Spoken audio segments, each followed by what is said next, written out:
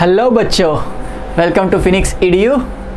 तो thermal expansion का अगला लेक्चर लेके आ गए आपके लिए। पहले लेक्चर में हमने देखा linear expansion coefficient, volumetric expansion coefficient, areal expansion coefficient और उनके क्या रिलेशंस है। Okay, we have seen volumetric expansion coefficient is 3 times of alpha, areal expansion coefficient is 2 times of alpha और लीनियर एक्सपेंशन कोफिशिएंट को alpha denote किया था। Okay, उनके relation हमने लास्ट क्लास में देखे थे।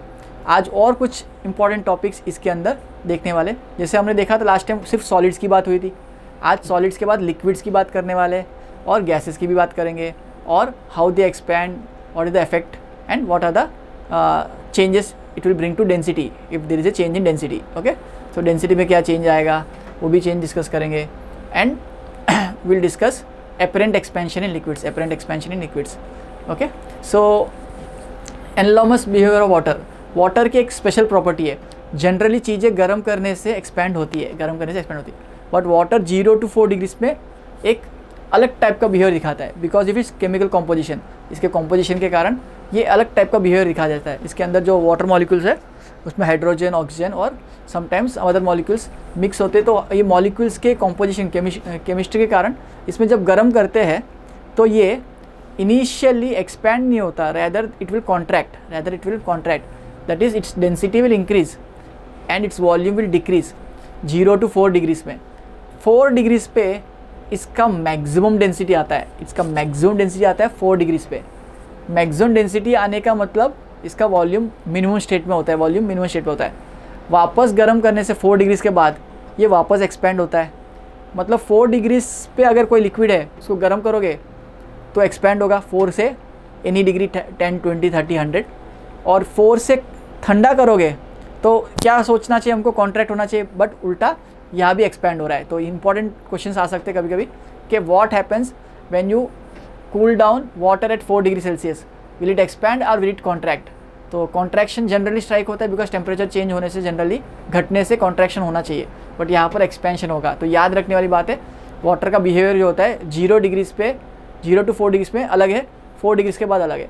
तो 4 डिग्रीज पे कूल करो या 4 डिग्रीज पे हीट करो, दोनों में एक्सपेंशन मिलेगा, तो इसका एडवांटेज क्या है देखिए।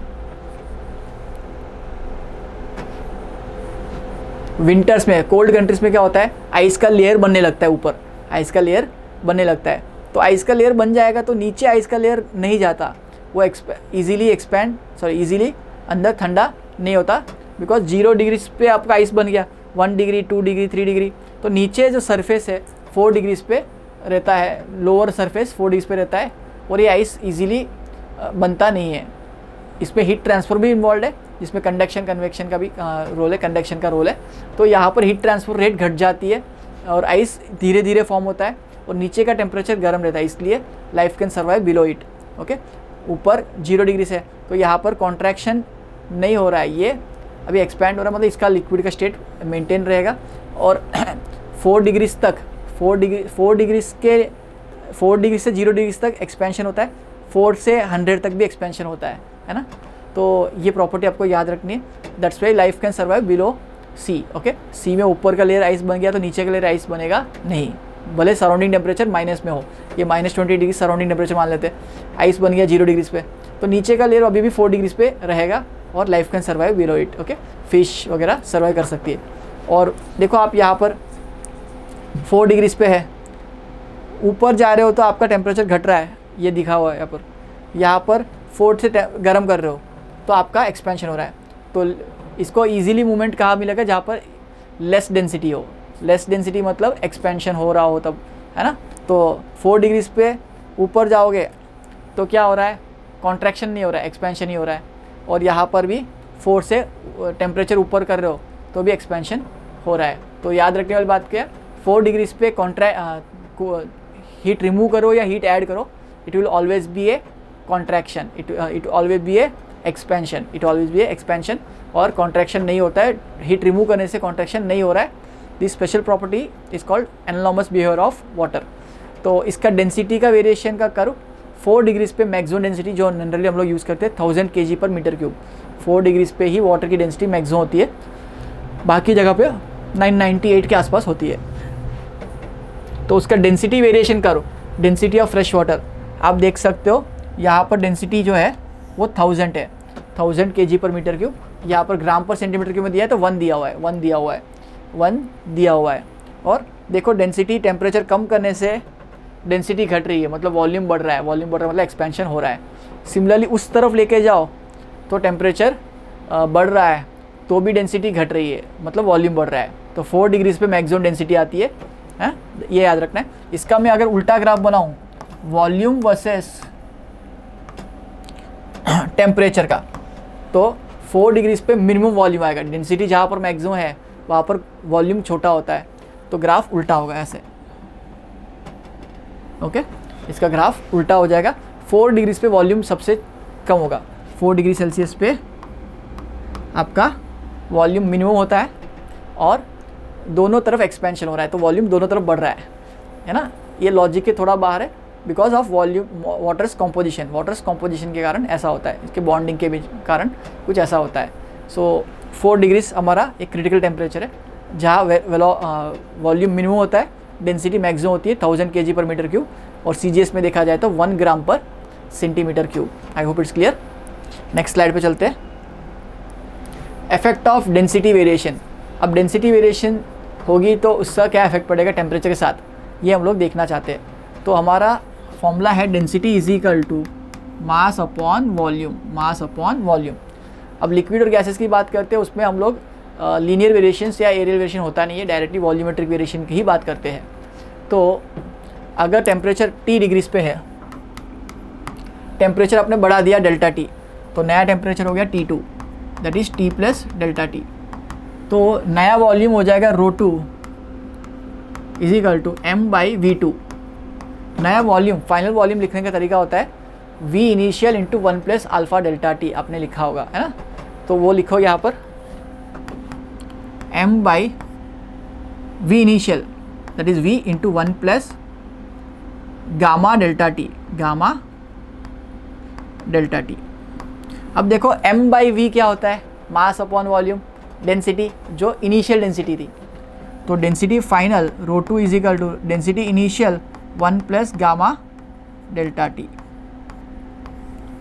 ये बेसिक फॉर्मूला, इंपॉर्टेंट फॉर्मूला है जो ऑलवेज वैलिड होता है, where gamma is the volumetric expansion coefficient of liquid, volumetric expansion coefficient of liquid और गैस और इवन सॉलिड्स। ओके, तो डेंसिटी का variation 1 plus density initial divide by 1 plus gamma delta T, 1 plus gamma delta T हो जाएगा।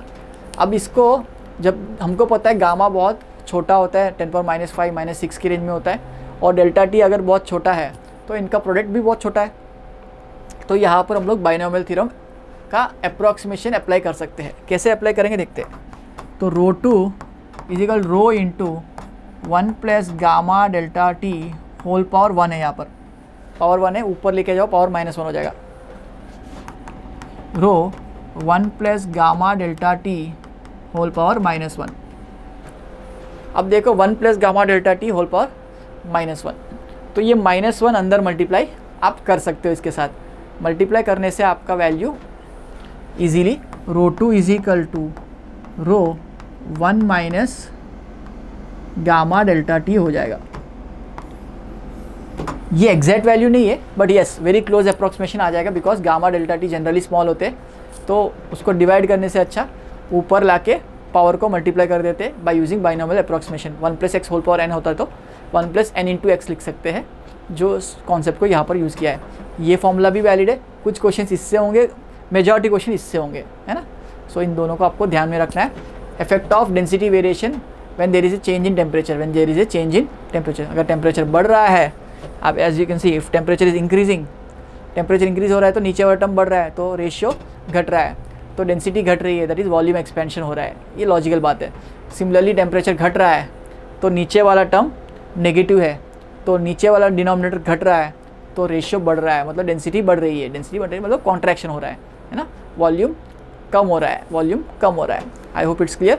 It is the effect of, it's important topic, effect of density variation with temperature.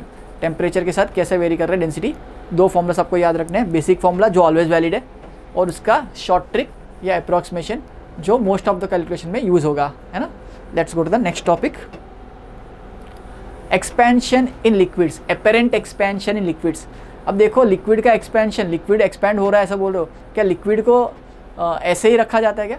It is generally kept in a container, right, unless it is kept in C का expansion हम लोग नहीं देखना चाहते। हम लोग चाहते हैं कि इस कंटेनर का लिक्विड गर्म होने से कितना एक्सपेंड हुआ या कम हुआ। तो अब गर्म कर रहे हो या ठंडा कर रहे हो तो कंटेनर भी कुछ एनर्जी ले रहा है, इसका मतलब कंटेनर भी एक्सपेंड हो रहा है। तो रियल में कितना एक्सपेंशन हुआ हम देखना चाहते हैं। Let's see what happens.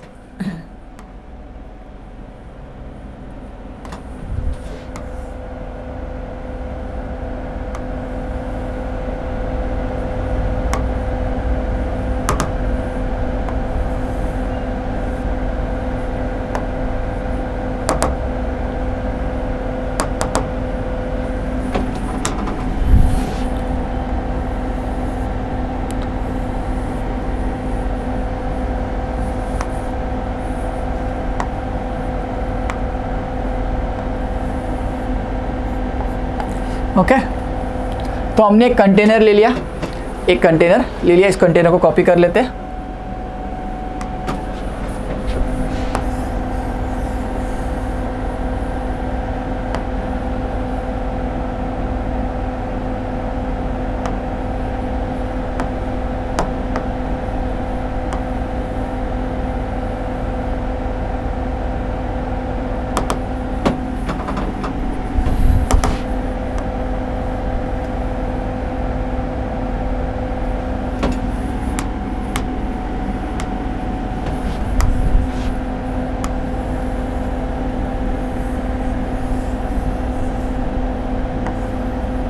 इसको यहाँ ले लिया मैंने, एक और बार कॉपी कर लेते।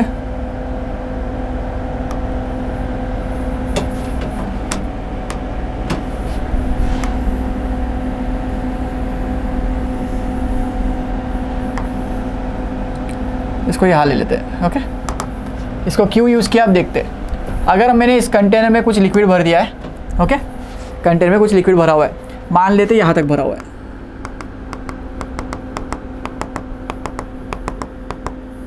ये लेवल को ए मार्क कर देते, इस लेवल को हमने ए मार्क कर दिया,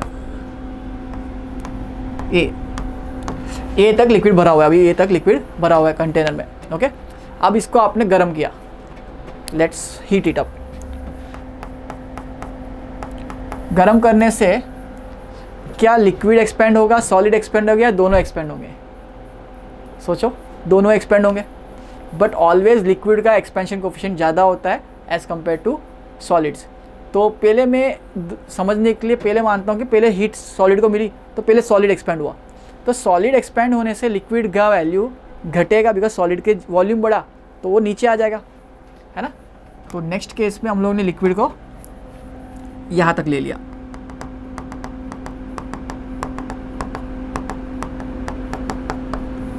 इस पोजीशन को हमने बी मार्क किया। B is the new level of liquid because of expansion of solid. Solid expand हुआ तो जगह ज़्यादा मिली तो ये नीचे आ गया, है ना, लॉजिकल बात है। तो ये होता तो साइमल्टेनियसली है, पर हमने इसको पहले इसको लिया कि ये नीचे आ गया, कितना नीचे आ गया, बी नीचे आ गया। तो ये क्या है, एक्सपेंशन, ये इतना जो वॉल्यूम नीचे आया उतना वॉल्यूम आपका सॉलिड एक्सपेंड हुआ, लॉजिकल बात है। अब इसको हीट एनर्जी कंडक्शन के थ्रू इसको भी मिलने लगी, अब इसमें वापस एक्सपेंशन होने लगा। एक्सपेंशन होने लगा तो अभी मान लेते हैं लिक्विड यहाँ तक पहुँच गया, बी यहाँ पर कहीं पर था, अब ये पहुँच गया सी तक।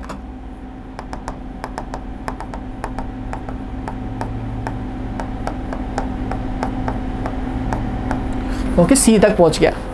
तो पहले कहा था एक्चुअल लेवल ए था, सॉलिड एक्सपेंड हुआ, ड्रॉप हुआ, अब लिक्विड एक्सपेंड हुआ तो राइज हुआ। तो आपका लिक्विड राइज कितना हुआ रियल में, ए से सी, रियल में कितना राइज हुआ, ए से C. A C is the real expansion in liquids, okay, और A to B is the expansion of solid, A to B expansion of solid. But हमको तो सॉलिड का एक्सपेंशन तो फील नहीं होता है, हमको क्या फील होगा, हमको लगा लिक्विड पहले ए था बाद में सी पे पहुंच गया, ये हमारा एपरेंट एक्सपेंशन है। A C is the apparent expansion of liquid, A C is the apparent expansion liquids of liquids, apparent expansion of liquids, liquids का एपरेंट एक्सपेंशन है। तो लिक्विड कितना एक्सपेंड हुआ हमने इससे फील किया। ओके, तो ये जो एक्सपेंशन हुआ, इन तीनों में क्या रिलेशन देख सकते हो, आप लिख सकते हो A C is equal to A B minus A C is equal to ये बी सी है, रियल एक्सपेंशन लिक्विड कितना है, बी सी है। Okay, A C is equal to B C minus A B, A C is equal to B C minus A B. क्या ये point logically clear है? पूरा जो expansion हुआ उसमें से ए सी इज़ द एपरेंट एक्सपेंशन, तो रियल एक्सपेंशन बी सी था, बी टू सी था लिक्विड का, और ए टू बी सॉलिड का एक्सपेंशन था। तो आपको दिखने वाला एक्सपेंशन ए टू सी है। तो अब इसको एक्सपेंशन कोफिशिएंट्स के टर्म में लिख लेते। तो एक्सपेंशन एपरेंट एक्सपेंशन, इसको मैं गामा एपरेंट लिख देता हूँ ऑफ लिक्विड। तो volume into gamma apparent of liquid, okay, gamma apparent of liquid into delta T is equal to B C में लिखोगे वॉल्यूम इंटू गामा लिक्विड जो ओरिजिनल में था, volume into gamma liquid into delta T okay, minus यहाँ volume A B का volume into gamma solid into delta T, volume into gamma solid into delta T. Solid मतलब container, आपका जो container है वो। ओके, तो v को delta T को कैंसिल कर सकते हैं, v को डेल्टा टी को कैंसिल कर सकते हैं। तो आप यहाँ लिख सकते हो gamma apparent is equal to gamma liquid minus gamma solid. अब गामा सॉलिड कभी कभी क्या होता है, लीनियर एक्सपेंशन कोएफिशिएंट दे देते हैं, तो गामा को लिख सकते हो 3 अल्फा। ओके, इसको ऐसे भी लिख सकते हो गामा लिक्विड माइनस गामा की जगह आप लिखो 3 अल्फा, उसकी जगह लिखिए आप 3 अल्फा सॉलिड। ओके, भी लिख सकते हैं। तो apparent expansion of liquid is nothing but actual expansion of liquid coefficient minus 3 times linear expansion of solid और directly volumetric expansion coefficient of solid. तो ये हमारा इंपॉर्टेंट फॉर्मूला है, इसके बेस पे बहुत सारे क्वेश्चंस आते हैं, क्वेश्चंस कैसे आते हैं वो भी एक आइडिया देता हूँ आपको। हमने अभी एक फॉर्मूला सीखा, gamma apparent is equal to gamma liquid minus gamma solid. Okay, कभी कभी बोल देंगे लिक्विड, कुछ कंटेनर में कुछ लिक्विड ही भरा हुआ है और ऊपर कुछ गैस भरा हुआ है ना। तो कंटेनर में लिक्विड भरा हुआ है, गैस भरा हुआ है ऊपर, या ऊपर एयर है। ओके, लिक्विड यहाँ तक भरा हुआ है मान लेते हैं,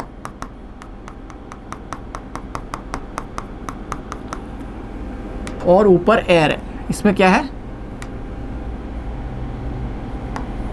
इसमें एयर भरी हुई है। ओके, इतना लिक्विड है, बाकी एयर है। अब गर्म किया तो क्या होगा, सॉलिड भी एक्सपेंड होगा, लिक्विड भी एक्सपेंड होगा। बट ऐसा देखा गया कि एयर का जो कॉलम है, ये एयर का कॉलम उतना ही रहा। तो इस कंडीशन का मतलब क्या हुआ, आपको एपरेंट एक्सपेंशन 0 दिखना चाहिए, एपरेंट एक्सपेंशन 0 दिखना चाहिए, एपरेंटली एक्सपेंशन नहीं है। तो गामा एपरेंट 0 है, गामा एपरेंट 0 है, तो आपको लिख जाएगा gamma liquid equal to gamma solid और 3 टाइम्स। ओके, तो ऐसा भी हो जाए, या 3 टाइम्स अल्फ़ा। एपरेंट एक्सपेंशन नहीं दिखना चाहिए, मतलब लिक्विड कॉलम का, एयर कॉलम का जो रीजन है वो मेंटेन होना चाहिए, ऐसा क्वेश्चन दिए जाते हैं। एयर कॉलम का रीजन मेंटेन होना चाहिए, मतलब आपका सॉलिड बड़ा उतना ही बड़ा लिक्विड भी। तो volumetric expansion of liquid is equal to volumetric expansion of solid. अगर ऐसा हो रहा है तो आप इस क्वेश्चन को सॉल्व कर सकते हैं। तो अब इसमें लिक्विड का इनिशियल वैल्यू पूरा सेम नहीं है, तो वॉल्यूम इनिशियल गामा एपरेंट मतलब वॉल्यूमेट्रिक एक्सपेंशन एपरेंट 0 हो गया, मतलब volume initial of liquid must be equal to volume initial of liquid into gamma liquid delta T must be equal to volume initial of solid into gamma solid delta T. तो temperature rise तो दोनों का same हुआ है, तो आप यहाँ से कितना लिक्विड भरूँ कि भाई एयर कॉलम का वैल्यू सेम रहे। मैं लिक्विड पूरा भर दूँ तो लिक्विड डेफिनेटली बाहर स्पिल हो जाएगा, तो ऐसे क्वेश्चन भी आएंगे लिक्विड कितना स्पिल हो जाएगा, है ना। लिक्विड पूरा भरा हुआ है तो गर्म किया, सॉलिड थोड़ा एक्सपेंड होगा, लिक्विड ज़्यादा एक्सपेंड होगा, तो लिक्विड बाहर निकल जाएगा। बट अगर मैंने लिक्विड इतना कम भरा है कि भाई सॉलिड का जो कम एक्सपेंशन हुआ और लिक्विड का ज़्यादा एक्सपेंशन हुआ वो दोनों बराबर हो गए, सो दैट ऊपर का जो लेयर है वो सेम मेंटेन हुआ, वो दोनों सेम मेंटेन हो जाए। तो ऐसा करने के लिए हम लोग एपरेंट एक्सपेंशन 0 मान सकते हैं। एपरेंट एक्सपेंशन को 0 करके ये लॉजिक लगा सकते हो। तो volume initial of liquid by volume of solid, solid का वॉल्यूम तो कंटेनर का वॉल्यूम है, okay, is equal to gamma solid by gamma liquid. इस कॉन्सेप्ट पे भी क्वेश्चंस आते हैं, इस कॉन्सेप्ट पे भी क्वेश्चंस आते हैं। तो इस क्वेश्चंस को अच्छे से ध्यान रखिए, इंटरेस्टिंग कॉन्सेप्ट है apparent expansion of liquid, because liquid का एक्सपेंशन ज़्यादा होता है, तो कितना एक्चुअल राइज है और आपको विजिबल राइज क्या है वो दोनों अलग चीज़ है, दोनों ही अलग चीज़ है। आई hope this concept is clear. Apparent expansion of liquids और डेंसिटी वेरिएशन, दो इंपॉर्टेंट कॉन्सेप्ट हमने पढ़े। नेक्स्ट कॉन्सेप्ट पे चलते हैं हम लोग। What is the change in length in A bimetallic strip, effect of bimetallic strip. Bimetallic strip में कैसे वेरिएशन आता है वो हम लोग देख रहे हैं। तो बायोमेटालिक स्ट्रिप ऐसा होता है एक्चुअली, ओके।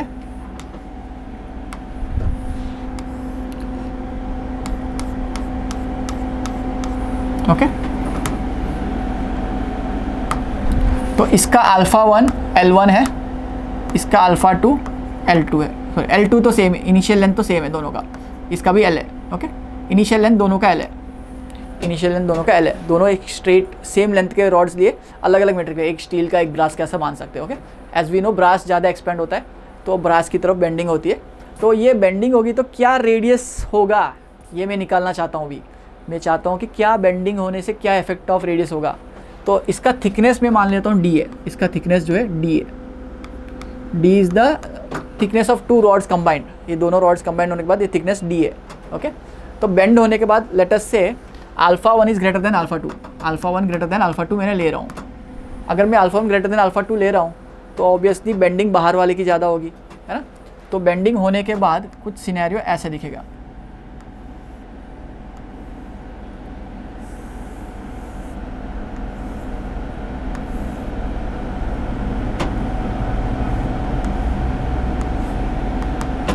है ना। कुछ बेंड होने के बाद ऐसे दिखेगा,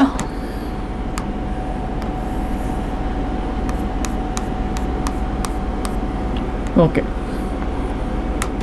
तो बेंड होने का सिनेरियो कुछ ऐसा दिखेगा। तो अल्फा 1 ज़्यादा बेंड हुआ, अल्फा 2 कम बेंड हुआ है। तो यहाँ पर ये सेंटर से अगर इसका रेडियस R है ना, तो इसका जो radius of curvature, radius actually centre से लिया जाता है, तो ये रेडियस R है, तो ये R प्लस D होगा, है ना। D इसका एक्चुअल डिस्टेंस है, इंडिविजुअल रॉड का डिस्टेंस है, तो ये इसके centre to centre distance D होता है। तो यहाँ पर R प्लस D का रेडियस है, ये डिस्टेंस D है। तो एक का रेडियस R है, दूसरे का रेडियस R प्लस D है ना। तो एक्सपेंशन इन फर्स्ट बॉडी लिखा जाएगा L1 डैश, या नया लेंथ जो हो जाएगा वो initial length into 1 plus alpha delta T होता है। तो यहाँ पर अल्फ़ा 1 हो जाएगा, और L2 जो नया लेंथ होगा अंदर वाले का वो छोटा होगा, वो हो जाएगा L into 1 plus alpha 2 delta T। अब हमको R फाइंड करना है, तो रेडियस कैसे फाइंड करें। दोनों के लिए क्या पैरामीटर सेम है, एंगल सेम है। आर्क है, एक बड़ा आर्क एक छोटा आर्क, है ना। आप इसको सिंपली ऐसा सोचो, एक आर्क यहाँ पर है, एक आर्क यहाँ पर है, इन दोनों आर्क के लिए एंगल क्या है, सेम है ना। एक आर्क 1 है, ये आर्क 2 है, दोनों के लिए एंगल सेम है। तो एंगल सेम है, एंगल को लिखा जाता है L by R, L by R. तो theta is equal to L, ये नया लेंथ जो होगा L2 जो होगा डिवाइड बाई आर, मतलब L2 क्या है, L by L into 1 plus alpha 2 delta T divide by R. और L1 क्या है, ये है L plus 1 plus alpha delta T, उसका R क्या है, R प्लस डी, ऊपर वाले का R क्या है, R प्लस डी है, ये डिस्टेंस D नहीं है, D is the thickness of one rod, okay, एक का थिकनेस D है, तो ये सेंटर टू सेंटर डिस्टेंस भी D होगा, ओके। तो यहाँ पर L into 1 plus alpha 1 delta T divide by इसका रेडियस है R प्लस डी। अब हमको दो थिकनेस ऑफ वन स्लैब पता है एंड L1 L2 पता है, मतलब L1 L2 alpha delta T से आएगा 1 प्लस अल्फा डेल्टा टी से, alpha 1 delta T 1 plus alpha 2 delta T, alpha 1 alpha 2 पता है आपको, है ना, इसमें अननोन सिर्फ R रहेगा। आप इस दो इक्वेशन को सॉल्व करेंगे, you will find the radius of the bending, radius of curvature of bending, okay. तो ये इंपॉर्टेंट पैरामीटर है, कितना बेंड हुआ ये समझ सकते हैं इस कॉन्सेप्ट से, कितना बेंड हुआ समझ सकते हैं इस कॉन्सेप्ट से। So I hope this is a interesting concept and it will be applicable in your questions. Let's go to the next variety, that is effect of time period. बहुत ही important concept, effect of time period, okay, कैसे होता है देखते हैं।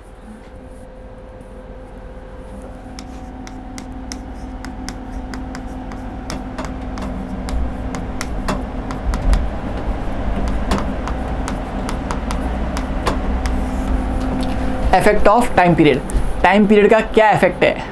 देखो, गर्म करने से ऑब्वियसली चीज़ें बदलती है, तो पेंडुलम का जो ऑसिलेशन होता है, ऑसिलेशन सिस्टम, अगर ये L1 है at T1 temperature, okay, temperature को स्मॉल टी से डिनोट करेंगे यहाँ पर, बिकॉज हमारा टाइम कैपिटल टी से डिनोट करने वाले हैं हम। टाइम पीरियड को T, तो 2 पाई रूट L बाई जी हमारा टाइम पीरियड का फॉर्मूला होता था। तो इनिशियली टाइम 1 जो होता है वो 2 पाई रूट L बाई जी है, ओके। तो यहाँ पर चेंज इन टाइम पीरियड जो आने वाला है, इधर डायरेक्टली डिफरेंशिएट करके यूनिट्स एंड डायमेंशन वाला लॉजिक लगा सकते हैं, या अगर गर्म करने से लेंथ बढ़ता है तो लेंथ जो हो जाएगा वो L2 जो हो जाएगा 1 प्लस अल्फ़ा डेल्टा टी हो जाएगा, है ना। तो T2 जो हो जाएगा वो 2 पाई रूट L2 बाई जी। तो T2 बाई T1 लिख सकते हो आप, 2 पाई कट जाएगा, L2 बाई L1 का रूट बचेगा, root of L2 by L1। तो L2 क्या है, L1 into 1 plus alpha delta T, तो L1 कट जाएगा, इसको लिखो L into 1 plus alpha delta T divide by L, okay. तो L कट जाएगा, L1 कट जाएगा आपका, तो आपका 1 plus alpha delta T whole power 1/2। तो T2 by T1 is equal to 1 plus alpha delta T whole power 1/2। As it's a very small variation, alpha delta T small variation होता है, तो power को अंदर मल्टीप्लाई कर सकते हैं, okay. तो पावर को अंदर मल्टीप्लाई कर दो तो ये 1/2 अल्फ़ा डेल्टा टी हो जाएगा, अल्फ़ा डेल्टा टी हो जाएगा। तो T2 by T1 is equal to 1 plus alpha delta T by 2 हो जाएगा। इस 1 को इधर ले आओ, माइनस हो जाएगा, तो डेल्टा टी बाई टी जो हो जाएगा, ओके, वो 1/2 अल्फ़ा डेल्टा टी हो जाएगा। इसको मैं यहाँ 1 को इधर ले आऊँ तो माइनस हो जाएगा, तो T2 minus T1 by T, T2 minus T1 by T, तो T2 minus T1 by T 1 is equal to 1/2 alpha delta T, okay. या डेल्टा टी स्मॉल टी लिख सकते, कन्फ्यूज मत हो। ये स्मॉल टी जो है टेम्परेचर चेंज है, स्मॉल टी टेम्परेचर चेंज है, कैपिटल टी टाइम का वेरिएशन है। तो मैं डायरेक्टली फॉर्मूला फाइनली याद रखने वाला फॉर्मूला क्या है, delta T by T is equal to 1/2 alpha delta small T by small T, delta small T. So यहाँ पर इसको डिराइव करने का दूसरा शॉर्ट ट्रिक क्या है, आप यूनिट्स एंड डायमेंशन से सोच सकते हो। Change in time period delta T by T is equal 1/2 delta L by L. अब delta L by L alpha delta T होता है ना, उसको डायरेक्टली एक स्टेप में भी आंसर ला सकते थे, है ना। तो यहाँ पर इस फॉर्मूला का बहुत इंपॉर्टेंस है। अब समझने वाली बातें देखते हैं इसमें। अगर टेम्परेचर बड़ा है तो आपका लेंथ बढ़ा, तो ऑसिलेशन टाइम पीरियड बढ़ जाएगा, मतलब 2 सेकेंड जो हो रहा है उसकी जगह 2.01 सेकेंड्स हो रहा है या 2.1 सेकेंड हो रहा है, तो आपका इफेक्टिवली टाइम पीरियड स्लो हो रहा है, बिकॉज आपका एक ऑसिलेशन सिंपल पेंडुलम में, जो पेंडुलम होता है आपका टाइम क्लॉक का, वो एक ऑसिलेशन 2 सेकेंड मानता है। तो अभी ये 2 सेकेंड की जगह 2.1 सेकेंड में कर रहा है, बट आपका रीडिंग 2 सेकेंड ही आ रहा है, तो आपका घड़ियाल स्लो हो जाएगा। टेम्परेचर बढ़ने से घड़ियाल स्लो हो जाएगा। टाइम पीरियड बढ़ गया लेकिन घड़ियाल स्लो हो गया ध्यान से समझना, टेम्परेचर बढ़ा, लेंथ बढ़ा तो टाइम पीरियड बढ़ गया। टाइम पीरियड बढ़ गया तो 2 सेकेंड जो दिखा रहा था वो 2.1 सेकेंड्स के बाद दिखा रहा है। तो मैं 30 ऑसिलेशंस को 1 मिनट मानता था, इसके 30 ऑसिलेशंस 1.2 मिनट्स में हो रहे हैं।